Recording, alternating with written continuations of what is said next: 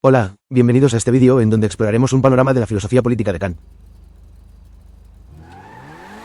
Espero se diviertan y le pueda servir a alguien, tanto como ha podido serme a mí de utilidad. Sin mayor introducción, les dejo con el texto. La filosofía política de Kant. El pensamiento político de Kant abarca distintas áreas con diversos principios entrelazados y se articula a su sistema crítico de modo orgánico. Por esta complejidad del marco a estudiar, se separa la exposición en los siguientes apartados, para despejar el panorama de lo que representa el pensamiento político de Kant. La razón. La relación entre teoría y práctica en política. La ilustración. La historia del ser humano en clave cosmopolita. La paz y la guerra. Derecho. En un sentido muy general, se puede decir que la filosofía política de Kant se encuentra engranada con los ejes del derecho y la libertad, y en este sentido se asocian directamente con la autonomía y la moralidad. Por lo tanto, la propuesta política de Kant no se desliga de su teoría ética ni de la naturaleza de su doctrina del derecho, además de no dejar de lado algunas ideas de la historia y la antropología. Al igual que en el ámbito moral, el concepto de la libertad, para la filosofía política, a todo nivel, es fundamental y nuclear en su pensamiento. De ello se deriva su concepto de un Estado de derecho, no nacido de un contrato social concreto e histórico, sino de la idea práctica que regula el deber ser de la administración política de cualquier nación. La justicia, en este sentido, tiene un carácter objetivo y racional, que abre la posibilidad a un orden civil interno, primero, y al entendimiento entre naciones con sus propias constituciones o formas de gobierno, después. Las propuestas de Kant plantean a la paz como su orientación, y en este sentido, se condena todo tipo de guerra, especialmente en el sentido en que la violencia, la imposición o el abuso no pueden nunca ser fuente de derecho, ni internamente a un Estado, ni externamente con las guerras entre naciones. Paralelamente a este aspecto, se entiende la teoría liberal o republicana de Kant como una que apunta al interés público subsumido bajo una voluntad colectiva y cohesionada, de modo que no existan leyes que beneficien a ningún privado, sino, por el contrario, que su finalidad sea pública y de conocimiento general, de forma que se habilite un espacio para los especialistas que pueden ejercer un uso libre y constructivo de la razón pública. Razón, libertad, derecho y paz pueden ser algunos de los fundamentos nucleares de la filosofía política de Kant. A continuación, se expondrá cada apartado mencionado, en virtud de una fuente concreta y puntual para cada caso, de manera que se pueda realizar un cuadro aproximado de todos los aspectos relacionados al pensamiento político de Kant, teniendo en cuenta que contamos con diversos escritos sueltos y no una obra sistemática. Para esto, nos apoyamos en las obras de Kant, directamente, salvo en el apartado de la razón. La razón, siguiendo apuntes de M. Taine. La filosofía política de Kant se articula al sistema de su pensamiento crítico en donde se delimita una distinción entre los usos de la razón. De esta forma es posible, gracias al discernimiento entre sus aplicaciones, dilucidar un uso que fuera legítimo para fundamentar a la metafísica como algo cercano a las ciencias, como ocurre con el paradigma de las matemáticas, la lógica y la física. Sin embargo, los asuntos de la metafísica práctica tienen un contenido distinto al puramente teórico, de modo que la aproximación a un sistema no puede proceder como una ciencia del todo. Sin embargo, Kant defiende que no es cierto que lo que vale para la teoría no valga para la práctica. El motor del sistema general de Kant es la libertad, y así, la razón, en uno de sus usos, se refiere a esta misma, en cuanto materializa ideas que no podría haber simplemente sacado de los meros objetos fenoménicos de la naturaleza externa. De un panorama de los sentidos del concepto de la palabra razón, podríamos identificar un uso o matiz que se aproxime más al interés de la reflexión por los asuntos políticos. Mario Caimi y otros autores ofrecen 13 acepciones de la palabra razón en la obra de Kant en su Diccionario de la Filosofía Crítica Kantiana, 2017, a continuación. Se ofrece un breve recorrido de estas distinciones con la finalidad de aclarar en qué sentido la razón se relaciona al pensamiento político en el marco de la filosofía de Kant. En virtud de que la razón ofrece distintas perspectivas, se puede decir que, en un sentido general, se refiere a la facultad superior de pensar en general, 2017, p. 400. En este sentido amplio, el concepto de la razón incluye al entendimiento, aunque en un desarrollo más minucioso. Se habrá de distinguir uno de otro. Cabe agregar que se entiende como una facultad superior, en virtud de que no meramente se ocupa de objetos y pensamientos, sino que reflexiona sobre los modos en que se piensa y se piensa en objetos. En esta misma línea, en cuanto a una facultad de los conceptos, la razón contiene lo universal de la representación, por oposición a la sensibilidad, que se refiere al individual. Y b. De esta manera, la razón se asocia de modo general a la abstracción de los particulares para la proyección de una forma universal y arquetípica. Esto equivale a que la razón abstrae algunos conceptos que se pueden convertir, en algunos casos, en guías para la acción. En un sentido más específico, la razón se distingue del entendimiento, y dependiendo de cómo abarque su objeto, puede diferenciarse entre un uso teórico y otro práctico de la razón. La razón teórica opera con su objeto en virtud de determinarlo o constituir los fenómenos, mientras que la razón práctica se refiere a su objeto para darle efectiva existencia. Y b. Sin embargo, cabe puntualizar que se trata siempre de una y la misma razón, separada únicamente en virtud de entender usos diferentes relacionados a cómo se refiere a su objeto. La razón teórica, en el sentido de su uso lógico, apunta a una facultad de deducir lo particular de lo universal y de representar lo particular como necesario según principios. Y b. En este sentido, la razón en su uso lógico representa raciocinios en cuanto a silogismos cuyas reglas apuntan a la corrección o incorrección de las inferencias. Este sentido es importante debido a que representa su adecuación en virtud de la relación entre los pensamientos entre sí mismos, lógicamente, pero no en relación a los objetos a los que los pensamientos pudieran referirse. Además, este sentido anticipa la primacía de la razón práctica, en cuanto Caimi et al. Señalan que este uso puramente lógico formal de la razón se contrapone a un uso real de ella, que consiste en generar, a partir de sí misma, ciertos conceptos y principios. Y b. El sentido de la razón, desde el ámbito del conocimiento, supone que a partir de deducir lo particular de lo universal resulta una facultad de conocimiento por principios. Y b. Por lo que la razón apunta a una integración de los conocimientos del entendimiento en una unidad sistemática. En este sentido, así como el entendimiento es la facultad de las reglas que sirven para darle unidad a la multiplicidad de los fenómenos, la razón es la facultad para dar unidad, mediante principios, a las reglas del entendimiento. Y b. Cuando la razón alcanza un grado, si bien no completo, de una unidad sistemática del conocimiento, a esta representación se le entiende como idea. Caimi ofrece el ejemplo kantiano de los conocimientos de las ciencias naturales cuya unidad sistemática se expresa y se presupone en la proyección de la idea de mundo. En esta misma línea, la razón emplea las ideas como principios regulativos de la actividad del entendimiento en el conocimiento, principios que sirven para producir unidad. Y b. El sentido regulativo de la razón apunta a que ofrece reglas para el entendimiento, pero no a los objetos. Esto equivale a decir que es una ley subjetiva de la razón. Y b. Además de producir sus propias reglas, un sentido clave del aspecto regulativo de la razón radica en que ofrece coherencia y unidad a la experiencia. En un sentido, la razón constituye el fenómeno con las formas puras de sensibilidad y las categorías del entendimiento. Sin embargo, cuando la unidad sistemática de la razón, que tiene solo validez subjetiva, se considera como si tuviera validez objetiva, y b. Entonces, hablamos de un uso ilegítimo constitutivo de la razón. La razón, como se había establecido antes, se refiere a las reglas del entendimiento, y cuando se refiere directamente a los objetos, entonces puede producir usos lógicos correctos, pero inciertos desde un punto de vista trascendental, produciéndose así antinomias o aparentes contradicciones cuya ilusión se retrotrae justamente a la ilicitud del uso de la razón. Así, el uso trascendental, ilegítimo, de la razón tiene lugar cuando esta facultad se refiere directamente a objetos y es utilizada como una facultad de conocimiento puro. Y b. Al ejercer este uso ilegítimo de la razón, se pretende acrecentar el conocimiento transgrediendo la frontera de la experiencia. Por otro lado, la razón puede tener un uso apodíptico y otro hipotético. Se había establecido antes que la razón representa en modo general una facultad humana para derivar lo particular en virtud de una representación universal.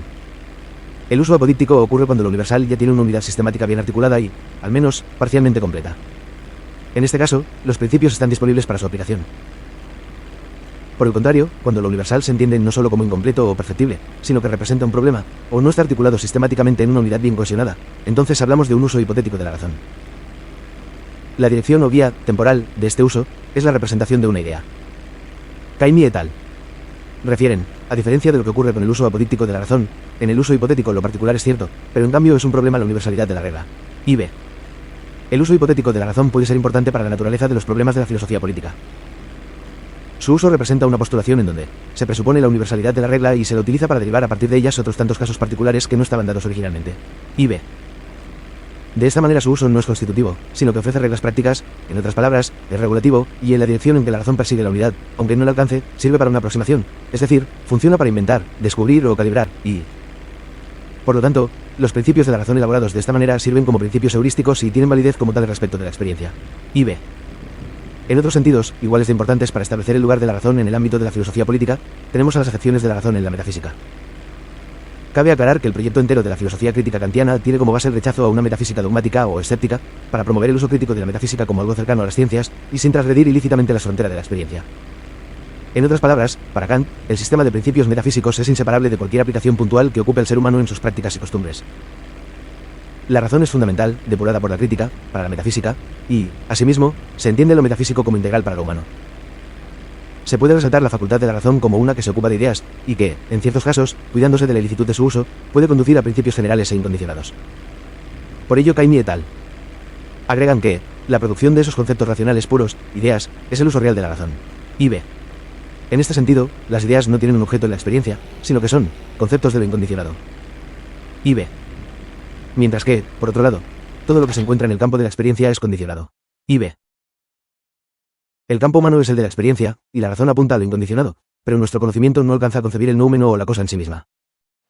Por ello, esa integridad absoluta e incondicionada solo podría encontrarse en el conocimiento de las cosas en sí mismas, los noumenos, conocimiento que está fuera del alcance de la razón. Y b. En este sentido, el uso de la razón en la metafísica, además de operar con ideas, representa un esfuerzo por conocer lo suprasensible, ya que propone metas inalcanzables a la actividad del conocimiento, metas que, sin embargo, no son vanas. sino que tienen un sentido regulativo de la actividad del entendimiento. Y b. Así, la razón especulativa se refiere a objetos no experimentables, considerando que la experiencia no abarca la totalidad absoluta de lo que es y ve. Y, sin embargo, la propuesta kantiana establece que se puede alcanzar un conocimiento teórico, pero solo analógico y simbólico. Y b. Todo ello nos conduce al uso práctico de la razón. En un sentido amplio, la razón práctica, como se había dicho antes, se refiere a su objeto para darle efectiva existencia. Y b. Por lo cual, determina el querer y el lograr. Y b. Cuando sus fines son contingentes, nos referimos entonces a un uso de la razón práctica técnica, es decir, cuando ofrece normas y reglas para el actuar que son condicionados para fines diversos. Por otro lado, cuando la razón determina el lograr y el querer en virtud de conceptos o ideas, nos referimos entonces a un uso de la razón práctica pura, la cual determina por medio de ideas, conceptos racionales puros, el uso libre de nuestra causalidad. Y b. Y es precisamente por esto último que la razón práctica es, en los seres humanos, el principio de la autonomía o de la libertad. Y b. El sentido práctico puro de la razón supone que produce sus propias leyes, regulativamente, teniendo en cuenta, de modo crítico, los límites de sus usos. Cuando la razón práctica produce sus ideas o exigencias, se presentan como guías universales para las acciones. En este sentido, formula una orientación de lo que debe ser. De esta manera, la razón práctica es la fuente de una norma absoluta, y b. El sentido del deber se encuentra asociado a un uso general de la razón, y en esa generalidad incondicionada, contrastable e impersonalmente intersubjetiva, se puede pensar que la libertad de cada uno pudiera ser libre y compatible con la libertad de otros. Todo lo visto conduce a un uso de la razón que representa la metafísica práctica, es decir, un sistema de principios para la acción. Esto presupone la causalidad por libertad, y b. En otras palabras, que nuestra libertad es un motor autónomo de causalidad, al margen de si el ser humano, como elemento natural, se encuentra determinado por otros factores materiales. El uso de su razón práctica se vincula directamente con su libertad, como si de un mundo distinto al natural se tratara. Nos referimos a un mundo moral. En la metafísica práctica se pueden encontrar diversas ideas regulativas de diversos grados.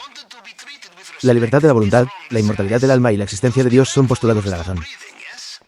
La realidad objetiva de esos postulados es práctica. No se prueba por vía teórica, sino que se prueba porque son condiciones necesarias para el cumplimiento efectivo de la ley práctica incondicionada. Y b. En este sentido, derecho y política deben corresponder a este uso específico de la razón práctica, la que sistematiza principios determinados para esferas específicas de interés humano. En este proceso, el ser humano se descubre como miembro legislador de un reino inteligible de los fines y como un fin en sí mismo. Y b. La función real de la razón queda representada cuando atendemos a la relación entre la razón y su objeto, ya que el concepto de un objeto de la razón práctica es la representación de un objeto como un efecto posible por la libertad. Y b. Esto nos retrotrae algo antes anticipado, y es que existe cierta primacía de la razón práctica, sin dejar de tener en cuenta que la razón es una sola y la misma, que por motivos analíticos se abstrae en sus usos distintos. Es por ello que la libertad representa el núcleo del uso práctico de la razón, o bien, de su uso real, lo cual conserva su acento en los ámbitos del derecho y la política. Caimi et al. Señalan que la libertad, en tanto que su realidad es probada por medio de una ley apodíctica de la razón práctica, el imperativo categórico, constituye la clave de todo el edificio de un sistema de la razón pura. Y b. Por lo revisado, se puede indicar que el interés de la razón se puede formular de manera amplia, como lo hace Kant en la crítica de la razón pura en algunas preguntas generales que organicen principios distintos. Una especulativa. ¿Qué puedo saber? Una, enteramente práctica, y b. Es decir, ¿qué debo hacer? Y una tercera que es teórica y práctica. ¿Qué puedo esperar? De ella se deriva una cuarta pregunta. ¿Qué es el ser humano? En un sentido antropológico, se puede asentar una base para lo moral, jurídico y político gracias al sentido de este uso, en cuanto se puede entender como el de concebir uno por sí mismo las reglas y principios del conocimiento o de la acción. Y b. Por lo que, al hablar de ser humano, hablamos idealmente de una madurez de la razón. Esto nos conduce a la naturaleza del fenómeno de la ilustración, así como del concepto que podemos hacernos de la historia, en virtud de un sistema de la razón y la libertad. Este apartado ha buscado rescatar los diversos sentidos de la razón que ofrece el Diccionario de la Filosofía Crítica Kantiana, 2017, editado por M. Caimi y otros. Se había propuesto ubicar el uso de la razón en relación al pensamiento político, de acuerdo al sistema de Kant. Podemos concluir que, en el sentido general, la razón se ocupa de las reglas generales que articulan el conocimiento, por lo cual es evidente que, para cualquier sistema de organización humana, haga falta tanto el elemento racional como el metafísico, que se conjugan en el uso práctico real de la razón. Podríamos decir que el uso hipotético de la razón se adecua a la naturaleza de los problemas del pensamiento político, en virtud de que estos no tienen una matriz terminada o una unidad sistemática absoluta, sino que se trata de un campo contingente y muchas veces poco racional en la historia positiva y material. El pensamiento político se asienta sobre la base del uso de la razón práctica, que ofrece reglas para la libertad de modo regulativo, es decir, que se encarga tanto de la generación de principios para la acción, como de cohesionar el conocimiento con guías para el entendimiento, y por todo lo dicho. Podríamos decir que la razón ocupa un lugar sumamente importante en la metafísica práctica sobre la cual se basa la reflexión y el pensamiento político de Kant. La relación entre teoría y práctica en política.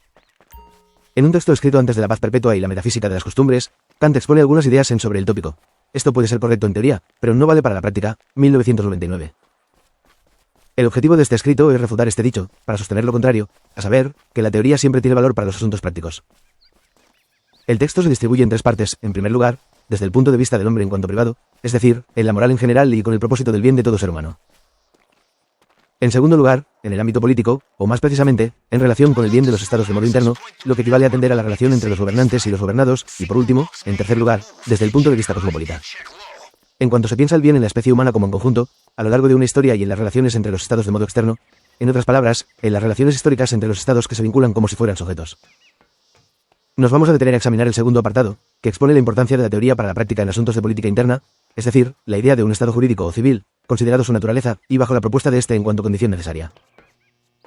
En este escrito, y en este segundo apartado del texto, titulado de la relación de la teoría con la práctica en el derecho político, contra Hobbes, Kant ofrece una serie de conceptos y principios que habrá de retomar de modo más sistemático en textos futuros, especialmente en su doctrina del derecho y la paz perpetua. Hay tres conjuntos de elementos que habremos de tener en cuenta respecto de este apartado particular. En primer lugar, los principios generales propuestos; en segundo lugar, la tesis central de la obra, en virtud del apartado; y finalmente, la exposición de su teoría, que articula dichos principios con la tesis del texto. Hacemos mención, en primer lugar, de los principios generales que articulan la idea de un Estado civil, es decir, libertad, igualdad e independencia. En segundo lugar, estos elementos son comprendidos bajo la tesis central del texto, que queda resumida por Kant del siguiente modo: estos principios no son leyes que dicta el Estado ya establecido, sino las únicas conforme a las cuales es posible el establecimiento de un Estado según los puros principios racionales del derecho humano externo en general. 1999, p. 260, en otras palabras, se hace patente la relación que existe entre teoría y práctica. Cuando consideramos que alguna idea bien formada, ajustada a una unidad sistemática y proyectada por la razón misma, puede muy bien aplicarse a la práctica, o más precisamente, orientarle y dirigirle, en un sentido puro y no técnico, es decir, no siguiendo un fin contingente, sino orientando la acción de la libertad en virtud de ideas y principios puros de la razón. Así, los principios de libertad, igualdad e independencia se convierten en condiciones necesarias para considerar un Estado civil, y no como consecuencias suyas. Podemos atender a un desarrollo del vínculo entre la tesis del texto con los principios generales mencionados, los cuales articulan la idea de un Estado civil. Kant refiere que la multitud de seres humanos que se reúnen en una sociedad, con la finalidad de permanecer y conservar un orden civil, se entienden como vinculados por una relación tácita e implícita al mismo tiempo. Kant recurre con límites a una figura usada por diversos autores desde Hobbes, la de entender a la sociedad civil como resultado de un contrato. En el caso de Kant, que no entiende este contrato como un fenómeno histórico, sino ideal y racional, es decir, regulativamente, señala que esta figura del contrato se plasma en una constitución civil que reúne el querer de un pueblo. De esta forma Kant refiere que la unión de muchos con vistas a un fin común, que todos tienen, se halla en todo contrato social, pero aquella unión que es un fin en sí, que cada uno debe tener, por tanto, la de los hombres en todas sus relaciones externas, en general, que no pueden evitar el llegar a un influjo recíproco, es un deber primordial e incondicionado. Tal unión solo puede encontrarse en una sociedad en la medida en que ésta se jale en el Estado civil, es decir, en que constituya una república. 1999, p. 258, la distinción de Kant es importante, ya que puede haber una suerte de contrato, en estado natural, por ejemplo, respecto de las posesiones privadas, pero solo de manera temporal. Es solo en una sociedad civil que eso puede convertirse en perentorio, y de ahí una necesidad colectiva de entrar en un orden jurídico de relaciones civiles. Es en este sentido que el contrato se entiende como un fin por sí mismo y en cuanto se representa como un deber incondicionado, que se traduce en una voz general y pública. Esta necesidad parte de la condición natural del ser humano, que se reconoce como el de una insociable sociabilidad. De ello resulta la necesidad de una libertad recíproca, es decir, de una que permita la de uno mismo y la de otros. Este límite, por razones de justicia, a la libertad, es materializado en un grupo de leyes, o bien, en una constitución, lo que instaura la condición civil. En esta cuestión de interés público, se pone por objeto de implicancia común, el asunto de lo que es asunto general y de pertinencia de la pertenencia y la participación a un grupo social. Este modo de pertenecer, atado al interés del pueblo, es lo que se puede entender por república. Tal articulación de la posibilidad de una libertad recíproca se plasma en el principio general del derecho y la justicia. Es justa toda acción que, por sí, por su máxima, no es un obstáculo a la conformidad de la libertad del arbitrio de todos con la libertad de cada uno según leyes universales. Principios metafísicos del derecho, 2008, p. 42, Kant agrega en este texto que la suprema condición formal de los demás deberes externos es el derecho de los hombres bajo leyes coactivas públicas, mediante las que se puede estipular a cada uno lo suyo y asegurárselo frente a la usurpación de cualquier otro.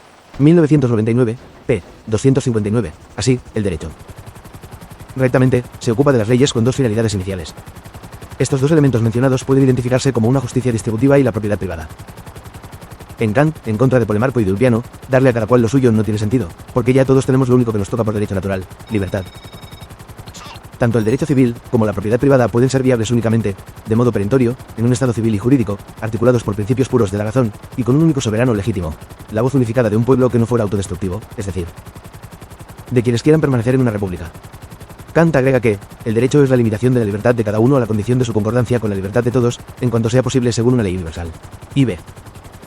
Este estado civil o jurídico limita razonablemente la libertad salvaje, para poder permitir una libertad civilizada, que no atenta contra el fundamento nuclear de la libertad misma, y así, la constitución civil es una relación de hombres libres, los cuales, sin perjuicio de su libertad en el conjunto de su unión con otros, con todo, se hallan bajo leyes coactivas, así lo quiere la razón misma. Y b. Es decir, que son libres, pero no son libres. No son libres de modo desenfrenado e ilimitado, sino que son libres de modo cooperativo y cortés. La ley nos coacta y nos resta libertad salvaje, pero nos ofrece el beneficio de la condición civil o jurídica. Es por este balance que no podemos afirmar que la libertad se vea cuestionada, sino reforzada. De este marco se desprende la idea metafísica y práctica de un Estado civil, en cuanto Estado jurídico, que se fundamenta en los principios generales mencionados: libertad de cada miembro de la sociedad, en cuanto hombre, su igualdad con los demás, en cuanto súbdito, y la independencia de cada miembro de una república, en cuanto ciudadano. 1999, p. 260, como se ha dicho antes, estos conceptos no son donaciones que instaura a futuro el Estado civil, sino por el contrario, son el fundamento racional mismo para que éste sea posible, de ahí que sean tanto un fin, como un deber. La idea de un contrato social en Kant es una postulación hipotética de la razón práctica. Se podría decir que la idea de contrato, en virtud de entrar en relaciones civiles, representa un imperativo categórico. En este horizonte, resta explorar detalles importantes y constitutivos de cada uno de estos principios generales. En lo que respecta a la libertad, Kant refiere que esto se traduce en que cada uno puede buscar felicidad por el camino que prefiera, siempre que no cause perjuicio alguno a la libertad de los demás. Y b.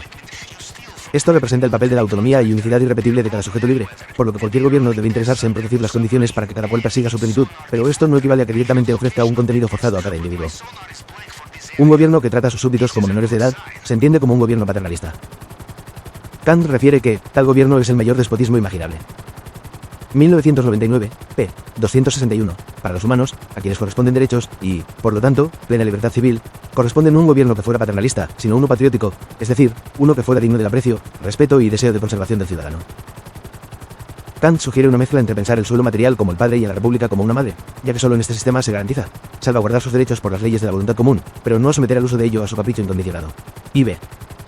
Esta capacidad de tener derecho a la libertad corresponde en general a cualquier ser humano que sea capaz de tener cualquier otro derecho, como hijo de esta patria, es decir, en un suelo y con un Estado civil. Amar, este Estado civil o jurídico, equivale a querer su propia libertad y preservarla. En esto consiste el patriotismo del que Kant nos habla. La igualdad, específicamente, en cuanto a súbditos, representa la idea por la cual todos, a pesar de las diferencias económicas o sociales, somos entendidos como sujetos iguales ante la ley. Se entiende que todo el que se jale en un Estado bajo leyes es súbdito, y b. En el sentido en que se somete a ese orden legal de una libertad recíproca por interés común de una voluntad unificada del pueblo. En una república, todo miembro está sometido a leyes de coacción igual que los demás. Y b. Por esto, Kant apunta luego que todos son iguales en cuanto a súbditos, porque nadie puede coaccionar a otro sino por medio de la ley pública. 1999, p. 262, y de modo complementario a esta mirada, la igualdad de los miembros de una república se traduce asimismo en que cada miembro suyo ha de poder alcanzar en ella una posición de cualquier nivel a que pueden llevarle su talento, su diligencia y su suerte, y no es lícito que sus cosúbditos le cierren el paso por una prerrogativa hereditaria. 1999, p. 263, en este sentido. Kant al mismo tiempo refuerza la idea de igualdad de oportunidades para el crecimiento individual, a la vez en que hace una crítica a la nobleza o cualquier oficio dinásticamente transferido. Ninguna persona puede renunciar a esta libertad de igualdad, a menos que cometa un delito, cuya transgresión le resta su condición civil por quiebra del contrato. Asimismo, no se puede hacer que otros pierdan estas condiciones por la guerra ni acuerdo, ya que, como expresará luego en la doctrina del derecho, la guerra no debe ni puede instaurar nunca la ley, no al menos, en el marco civil que tiene como eje universal a la libertad y la paz. De la misma manera, las leyes no pueden dejar de tener el consentimiento de los súbditos, por cuanto son un eco directo y no deformado de la unidad de la voz del pueblo integrado. Finalmente, la independencia de cada individuo, ya no como súbdito, sujeto a las leyes, sino, como ciudadano, es decir, activamente en cuanto colegislador, parte de la noción de ser señor de uno mismo. En este sentido, no todos pueden participar de la colegislación, ya que Kant separa a los ciudadanos activos de los pasivos, en otras palabras, de los que pueden participar, teniendo independencia y tierras, de los que no las poseen. Como es el caso de los niños y de los que han perdido sus facultades mentales. Sin embargo, esto no equivale a que la voz unificada del pueblo, que dicta el sentido y propósito de las leyes, les menosprecie y legisle en su contra o por encima de su dignidad, por el contrario. El ideal republicano supone que nadie puede establecer leyes que el súbdito mismo no habría planteado para sí o para otros, es decir, que requiere siempre de un consentimiento en virtud del bien público, y no meramente del privado. En esta línea, Kant escribe que todos los que son libres e iguales bajo leyes públicas ya existentes, sin embargo, no han de ser considerados iguales en lo concerniente al derecho a dictar estas leyes. Aquellos que no son aptos para ejercer este derecho se hallan sometidos también, como miembros de la República, al cumplimiento de estas leyes, con lo que participan de su protección, solo que no como ciudadanos, sino como protegidos. 1999, p. 265, y a esto. Agrega que todo derecho depende de leyes. Pero una ley pública, que determina para todos lo que debe estar jurídicamente permitido o prohibido, es el acto de una voluntad pública, de que procede todo derecho, y, por ende, no ha de suponer injusticia contra nadie. Y b. En este panorama, ninguna ley puede tener interés particular, sino únicamente un interés general y público, lo que equivale a que se aplique equitativamente para todos los miembros de un Estado civil, y de modo que se sepa por todos claramente. Cabe completar que Kant distingue a un ciudadano de un burgués, por cuanto el ciudadano es aquel que tiene derecho a voto en esta legislación, 1999, p. 266. Por ello afirmará en la doctrina del derecho que el sufragio es el corazón de lo que constituye la ciudadanía. Tener un voto representa participar directamente.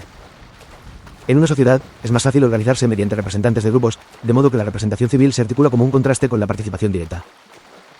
Para Kant es más fácil, en términos prácticos, un monarca ilustrado, y, por otro lado, es indeseable una democracia, porque todos eligen caóticamente contra todos, haciendo una voluntad general inviable o propensa a la contradicción.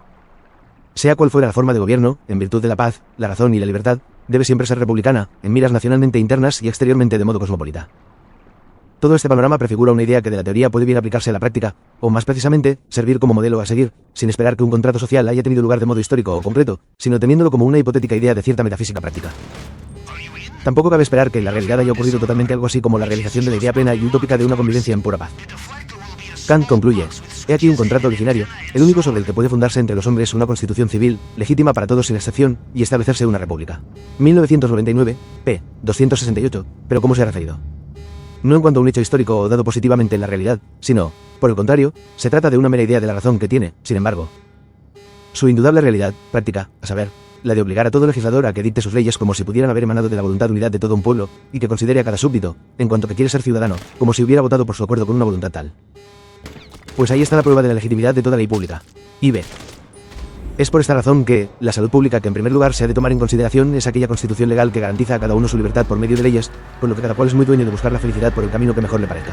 1999, p. 270, queda claro. Que esto se cumple siempre y cuando esa libertad no atente contra las personas. A esta consolidación de una idea de la República como forma de un Estado civil y constitucional, cabe agregar la imposibilidad de rebelión, en el sentido en que toda oposición contra el supremo poder legislativo, toda incitación a vías de hecho del descontento de los súbditos. Todo levantamiento que estalle en rebelión es el delito supremo y más punible en la República, pues destruye sus fundamentos. 1999, p. 271. El apartado ha sido dirigido en contra de Hobbes, ya que, para él, el soberano se encuentra como por encima de la justicia, disponiendo de los súbditos como propiedad privada, mientras que, para Kant, el pueblo tiene sus derechos inalienables frente al jefe de Estado. 1999, p. 276. Esto resulta en la libertad de pluma, de expresión y en la importancia del uso de la razón pública que los doctos pueden y deben hacer ante las autoridades. En este sentido, Kant agrega que se ha de otorgar al ciudadano, y, por cierto, con permiso del soberano mismo, la facultad de dar a conocer públicamente su opinión sobre lo que le parece haber de injusto contra la República en los decretos de aquel. Y b. Por esto mismo Kant indica que la libertad de pluma, mantenida entre los límites del respeto y el amor a la Constitución en que se vive, en virtud del modo de pensar liberal de los súbditos, inculcando, no obstante, por aquella, por lo que las plumas se limitan unas a otras. A fin de no perder su libertad, es el único paladín de los derechos del pueblo. 1999, p. 277. La censura de dicha prerrogativa civil, según Kant, conduce al surgimiento de sociedades secretas. Propiciar esta libertad de expresión equivale a mantener en el ámbito público el ejercicio de la deliberación que representa la independencia y participación de los ciudadanos en una república, lo cual no es sino otra cosa que elevar la voz unificada del pueblo, por encima de cualquier posible injusticia. El uso de la razón pública y la libertad de pluma representan un eje muy importante en la teoría liberal y republicana de Kant. En lugar de la tesis en contra del dicho, esto vale para la teoría, pero no para la práctica, tiene un espacio fundamental para los asuntos de la reflexión política. Y por ello Kant indica que una práctica que se aparta de todos los principios puros de la razón en ninguna parte reniega de la teoría con más presunción que en la cuestión de los requisitos para una buena constitución política. 1999, p. 279, en otras palabras. El buen sistema de gobierno es un gran problema para el ser humano, y, sin embargo, aunque la razón ofrezca algunas ideas, la práctica se dirige muchas veces a un extremo opuesto, pero ello no equivale a que teoría y práctica estén desvinculados, sino que la teoría debe ser una guía para la práctica, y no es la práctica concreta y material que percibimos en el mundo o la historia, una que deba encontrar su justificación en ninguna teoría. Así, en este mismo sentido, si hay algo en la razón que se deja expresar con el nombre de derecho político, y si este concepto tiene para los hombres, enfrentados mutuamente por el antagonismo de la libertad, una fuerza vinculante, y, por tanto, realidad objetiva, práctica. Entonces tal derecho se funda en principios a priori, pues la experiencia no puede enseñar lo que es el derecho, y hay una teoría del derecho político, sin conformidad con la cual ninguna práctica es válida. 1999, p. 279. Si un gobierno no tiene esta legitimidad formal, luego simplemente se impone por fuerza, y así, legitima el uso propio de la fuerza de la violencia del pueblo, lo que equivale a permanecer en un estado natural, salvaje y violento, que es precisamente lo que estamos invitados. Por medio del deber, a renunciar y entrar en un verdadero orden civil. Este texto es de suma importancia, pues al mismo tiempo en que Kant plantea la relación entre la teoría y la práctica, es decir, el impacto de las ideas que produce la razón en la realidad en donde se despliega su libertad. También establece nociones generales que habrá de desarrollar en otros textos sobre los conceptos que articulan la posibilidad de un Estado civil, para una república, de modo interno, lo cual habrá luego de impactar de modo externo, en las relaciones internacionales. Antes de revisar tales asuntos, y otros temas de historia, de la paz o la guerra, y una profundización del derecho, podemos atender a lo que representa el espíritu de la Ilustración. La Ilustración. El escrito de Kant. Respuesta a la pregunta, ¿qué es ilustración? Ofrece principalmente su concepto de lo que representa este fenómeno del uso personal y colectivo de la razón, tanto en su sentido privado, pero principalmente en su sentido público. Además, es importante tener en cuenta en qué niveles puede entenderse la aplicación de la idea de ilustración. Este apartado busca explorar estas ideas encontradas en este texto. Kant refiere que la ilustración representa una salida de la culpable minoría de edad en que el ser humano puede encontrarse. Esto equivale a no poder usar la propia razón por uno mismo, sin la ayuda o guía de otros, tal y como se tratase el caso de que fuéramos niños. Por ello, en contra del dogmatismo, Kant ofrece una invitación a pensar críticamente por uno mismo. Dos grandes factores se oponen a esta realización, la pereza y la cobardía, de lo cual se deduce que usar la razón, por uno mismo, implica esfuerzo, trabajo y valentía. En suma, Kant establece que, para esta ilustración no se requiere sino libertad, 1999, p. 65, y más específicamente, la libertad de ejercer el uso público en todo el despliegue de su natural razón. Kant lo define del siguiente modo: entiendo por uso público aquel que alguien, en calidad de docto, puede hacer de su propia razón ante el público entero del mundo de lectores. Llamo uso privado al que le está permitido hacer de su razón en un puesto civil, o función, que se le ha confiado. Y b. Esto se complementa con que, por ejemplo, en el ámbito religioso, como docto, que por escrito habla al público auténtico, o sea, al mundo, el clérigo, en el uso público de su razón, goza de una libertad ilimitada para servirse de su propia razón y hablar en persona. 1999, p. 66. Kant indica que su época no es una ilustrada, sino una en proceso de ilustración. Este espíritu abarca, al menos en lo sugerido por su escrito, tres ámbitos de suma importancia en donde la razón pública debe tener espacio y libertad.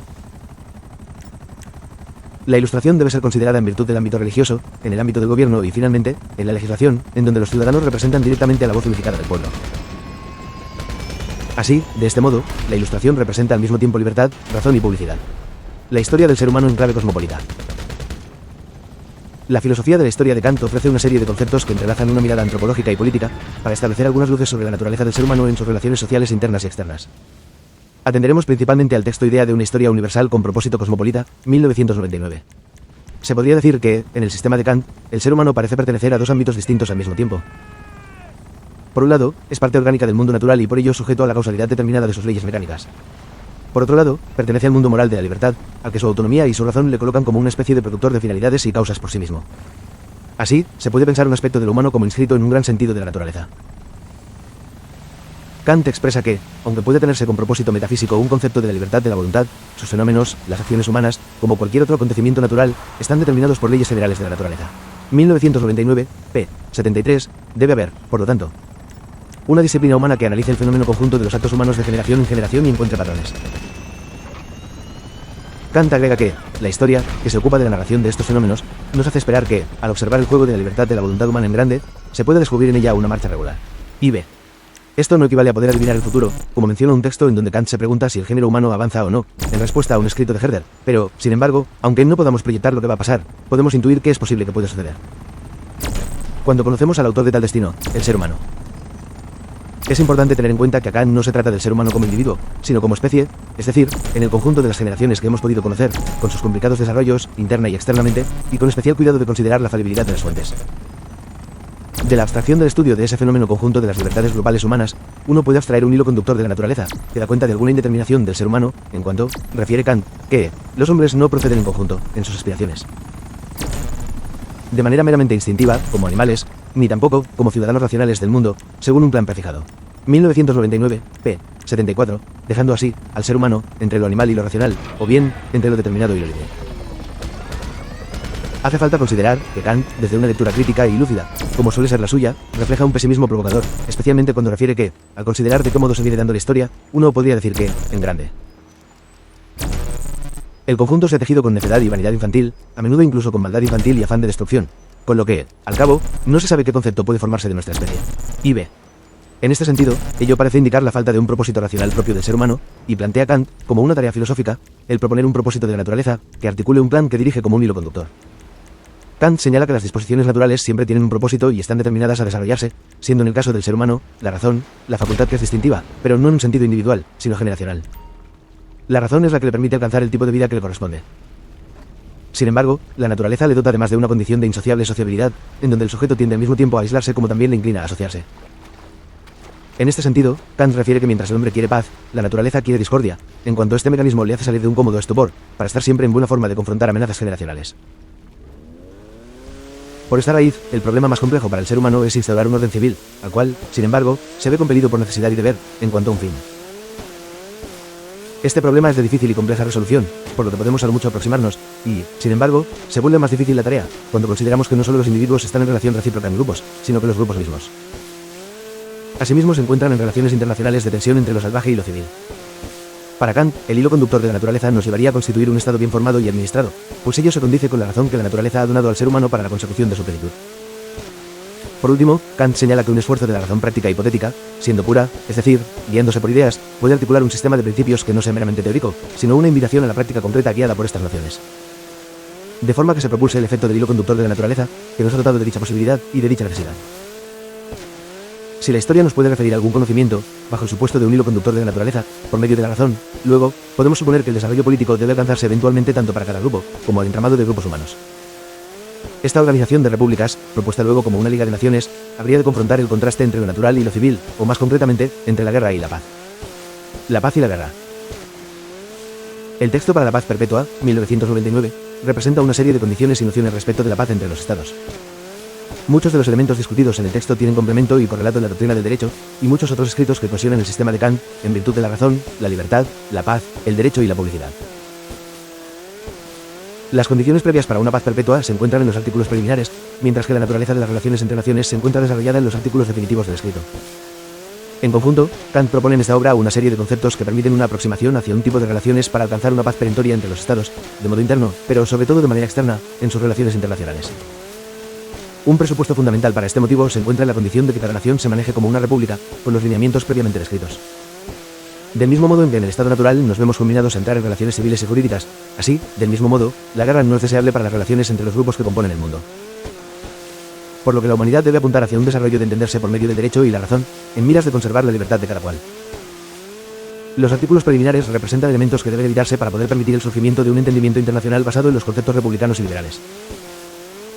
Así, para una paz perpetua, no se puede permitir un tratado entre naciones si se reservan intenciones de una guerra futura. La finalidad de buscar las condiciones de una paz es que sea perpetua.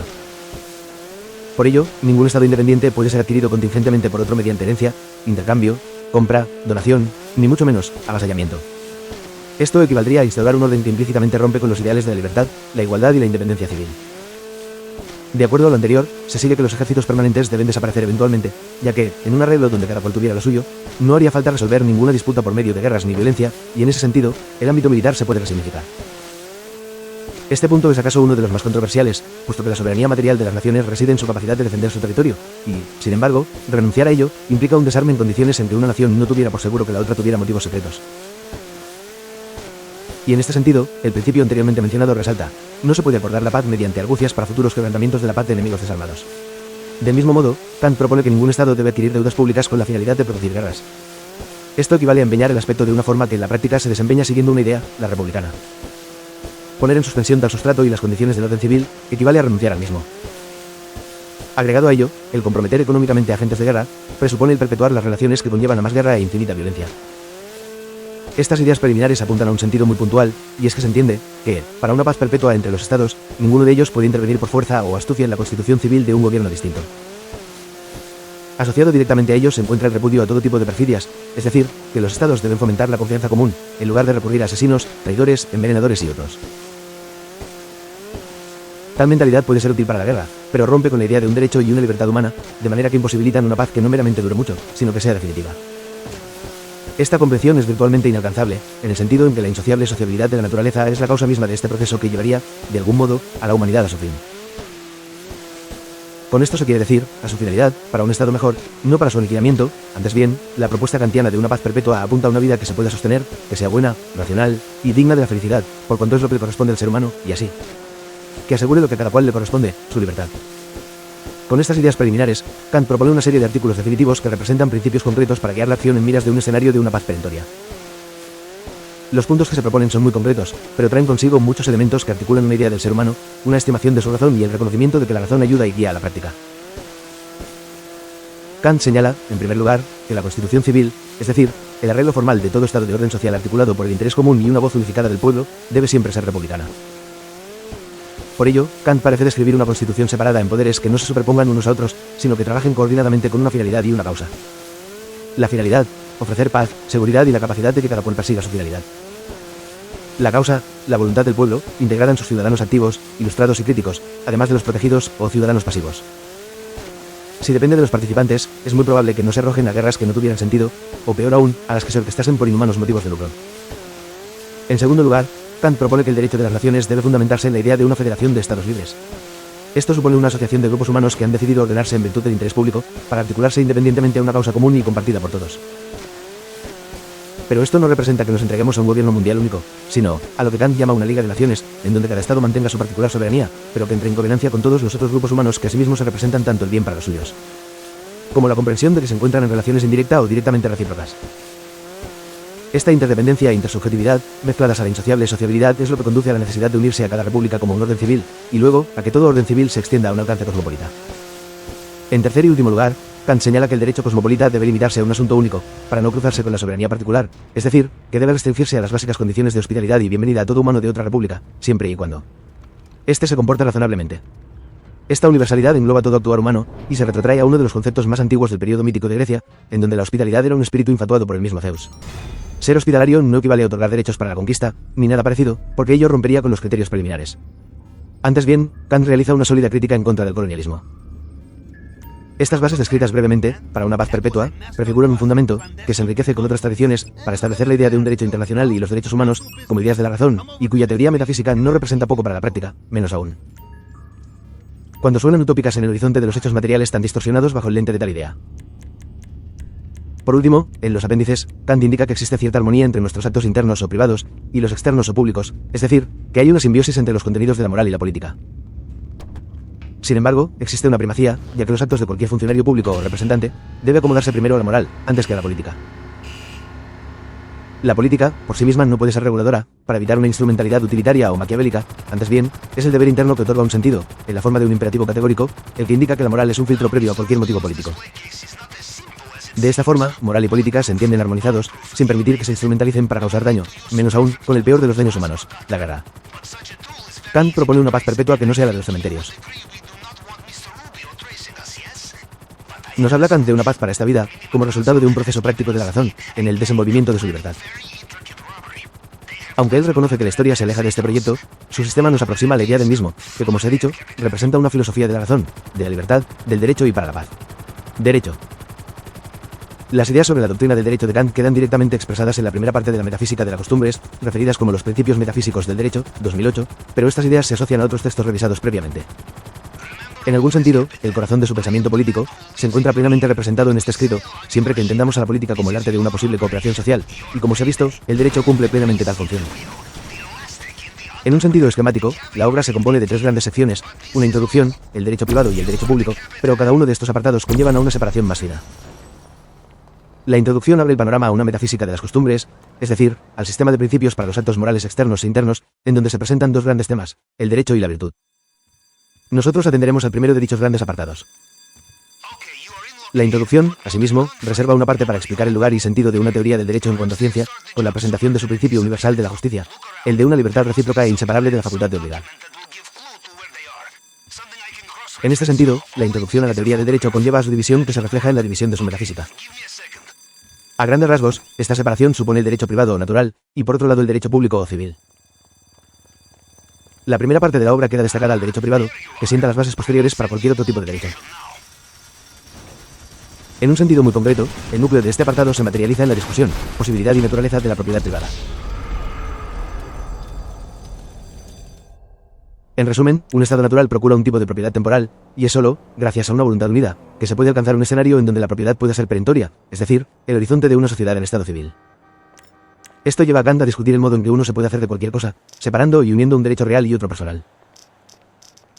De esta conjunción deriva un derecho doméstico, que tiene que ver con la organización de la familia, de los contratos, del dinero, la propiedad intelectual y otros. Este escenario en que todos quieren tener lo suyo, con derecho a ello, resulta en la necesidad de alcanzar un estado civil, y de ello se desprende el alcance y necesidad de un derecho público, como resultado de una voluntad general que plantea tal condición como necesidad. La segunda parte de la obra, sobre el derecho público o civil, a grandes rasgos, se separa en el derecho de la ciudadanía, el derecho de gentes y el derecho cosmopolita. El primero de ellos, el derecho ciudadano, representa el lugar de un individuo en el marco de un Estado que sacrifique su libertad salvaje y proteja su libertad civil. En este sentido, se desarrollan diversas ideas sobre la república y su legitimidad, la separación de sus poderes, de las facultades de castigo y perdón, de la forma de una ciudad, entre otros temas. Esto conlleva a la segunda parte, en que se plantea que cada nación se organiza de un modo parecido, generando un concierto de diversas constituciones nacionales. El derecho de gentes reconoce a otras naciones, pero en algún sentido, se entiende que todavía se encuentran en una condición análoga a la natural o salvaje. En la medida en que se plantea la necesidad de una paz perenne, y el rechazo a cualquier tipo de guerra o imposición del derecho por la fuerza, luego, entonces, entramos al tercer apartado, un modelo de relaciones internacionales de acuerdo a la forma civil, es decir, el derecho cosmopolita. En cuanto a idea racional de una sociedad de paz entre todos los distintos estados o naciones. A grandes rasgos y panorámicamente, esto comprende de modo muy resumido el contenido del texto. Debe considerarse que Kant plantea un sistema en que lo moral, lo político y lo jurídico representan aspectos de un mismo fenómeno humano. Este desarrollo de las ideas políticas y jurídicas se encuentra en la última etapa de su obra, ya de por sí tardía. Como se ha referido, si bien Kant no tiene una obra única sistemática sobre filosofía política, acaso, con la ayuda de otros complementos, su doctrina del derecho sea lo más cercano. Mientras la moral ofrece una regulación para la acción humana, desde lo interno, el derecho representa lo mismo desde el sentido externo de leyes coactivas y compartidas. De esta forma, la autonomía libre del ser humano representa dos tipos de deberes, los morales y los jurídicos. El sistema del derecho, en Kant, plantea la libertad como un eje fundamental que encaja con el resto de su sistema. Su doctrina parte de reconocer que el derecho fundamental que todo ser humano adquiere de modo natural no es otro que el de la libertad. A ello se asocian su igualdad e independencia. Propone retomar lo que Ulpiano había establecido, vivir honorablemente, no lastimar a nadie y dar a cada cual lo suyo, lo que se puede traducir en la necesidad de ingresar en un sistema de relaciones civiles. En este sentido, la parte primera principal, como se ha referido, se ocupa de la propiedad y el derecho que se puede articular sobre el mismo. Kant distingue dos tipos de posesión en este apartado inicial, el que es de tipo fenomenal y el noumenal. Mientras el primero se puede dar en la experiencia, por diversos mecanismos, el segundo es un tipo de posesión inteligible. Esto aplica a objetos y tierras. Este escenario, al menos partiendo desde la condición natural, supone una especie de posesión de la tierra de forma comunitaria. En algún punto, parece que la primera posesión se efectúa en virtud del poder y la fuerza, cosa que ya no sería viable en un sistema civil. Sin embargo, para entender este fenómeno, Kant recurre a la figura de una ley permisiva, que propone dejar el estado de cosas como están, pero, no siendo retroactiva en su aplicación, ciertamente propone que a futuro la toma de posesión se realice mediante contrato. Esto figura algunas relaciones domésticas de posesión, en donde la fenomenal, en estado natural, únicamente puede ser temporal, mientras que la posesión inteligible, que solo es posible en estado civil, alcanza a ser perentoria. Ajustada al derecho y mediante un contrato civil que articula el sistema mismo de lo que representa la idea de contrato. Esto es, un mecanismo que subsume la voluntad de todos, en una figura, que permita unificar dicha voluntad, de manera que permita tanto el derecho como las libertades que éste representa y defiende. Como se ha dicho, solo es posible una ley aplicable y que se puede hacer cumplir de modo genuino, cuando tenemos un panorama de condiciones justas y rectas, del derecho, que se establece mediante el asentamiento de la condición o estado civil. Mientras la primera parte de la doctrina del derecho tiene como asunto las relaciones entre individuos en virtud de lo tuyo y lo mío, es decir, la propiedad privada y el derecho al mismo, la segunda parte se ocupa del derecho civil o público. En cuestiones del derecho a la ciudadanía, primera parte, de esta segunda parte de la doctrina, Kant defiende una separación de poderes, un orden republicano, un concepto concreto de ciudadanía y la aspiración a la paz. Estos grandes conjuntos de conceptos incluyen el rechazo a los gobiernos despóticos, la conformación de una idea de ciudadanía activa por contraste con el ser meramente súbdito pasivo, la imposibilidad de revoluciones, por cuanto rompen con cualquier estado civil, entre otros asuntos. Del orden interno de cada nación, se desprende el derecho de gentes, como la constatación de que otros estados tienen asimismo su propia constitución.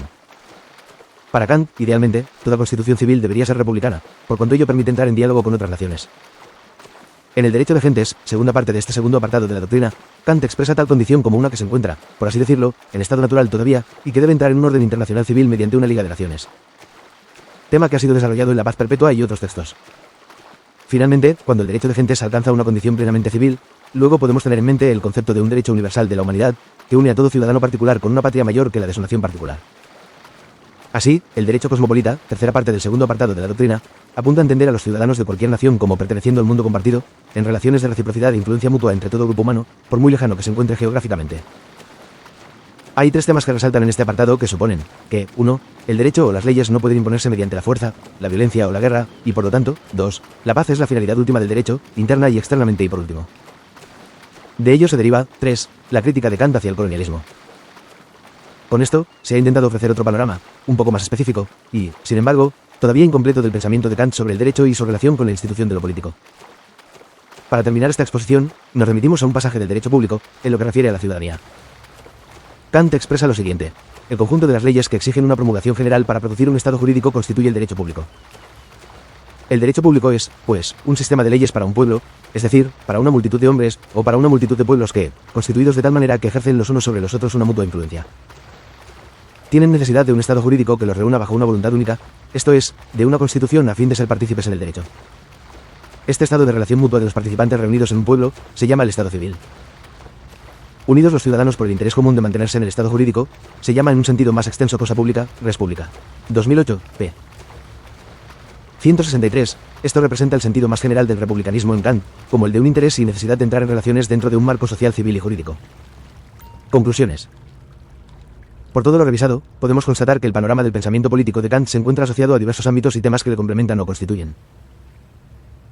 Hemos revisado de qué modo la razón representa un fundamento para el sistema de Kant, que se expande hacia los otros niveles de su proyecto crítico. En primer lugar, en lo que refiere a la moral, luego, a lo que supone el derecho, y en conjunto, en consideración hacia las observaciones de la historia.